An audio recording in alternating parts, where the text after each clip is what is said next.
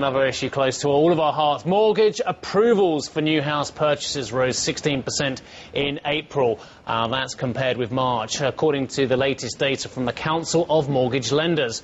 However, approvals are still 28% lower from April last year. The figures suggest that low interest rates could be giving a boost to the housing market, but many analysts are still reluctant to call a bottom in house prices just yet. Well, joining us is Peter Rowlings, MD at Marsh and Parsons. Peter, thank you very much indeed for joining us. People Pleasure. are desperate to call a return to growth in the UK economy. It is a very limited amount of supply of mortgages and properties in the UK property market. Yep. That seems to be typifying the current situation. But what's your take, sir? Well, I called the bottom of the market 3 months ago because I saw it really from the 1st of January almost, 6th of January when we came back, much busier. A whole different ball game to the last 8-9 months of last year, especially the last 3 months of last year.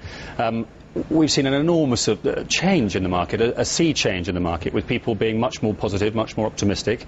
Prices aren't going up, absolutely not. I'm not saying that at all, but my belief is, and my experience is in London, we've got 15 offices in London and cover a fair amount, is they've stopped going down. They're bumping along the bottom, and that's my view of what's going to happen for the rest of this year.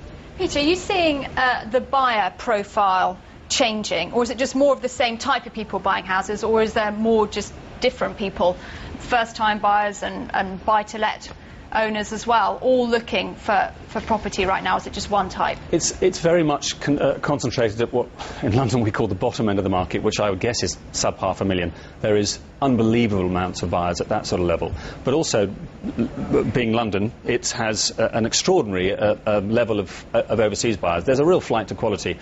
Just this week, I've had 2 inquiries from the Middle East looking to get out of the Middle East and back into London. London's always been the place to be. It has a very strong property market.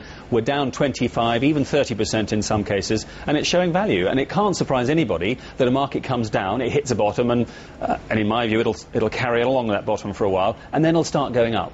And that's a market. 2-year treasuries, 5-year swap rates, 10-year gilts, you name it, the rates are going up wherever we look. The bonds are coming off and the yields are picking up. It is much more difficult to get good financing at low prices. Is this going to be a bar to a continuation of the recovery you're talking about?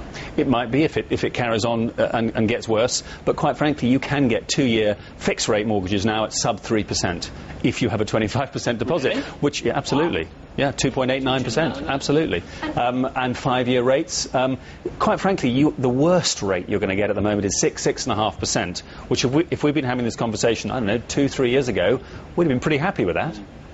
And out yesterday was some figures from the Council of Mortgage Lenders. I just want to focus on the buy-to-let market, because it's saying that landlords are losing their properties, having them repossessed, at 3 times the rate of other homeowners. What's going on with the buy-to-let market? Well, it's a small part of the buy-to-let market, and without wishing to be snotty, the people that bought one-bed flats in the middle of city centres where there's thousands and thousands and thousands of one-bed flats and no rental market, those are the people that are starting to lose those. It was bad buys, quite frankly, I'm afraid. And is it also to do with perhaps the rent being defaulted on?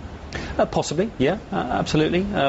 Rental prices have come down. They came down massively last year in London. They've now reached a bottom, and again, they're starting to recover now.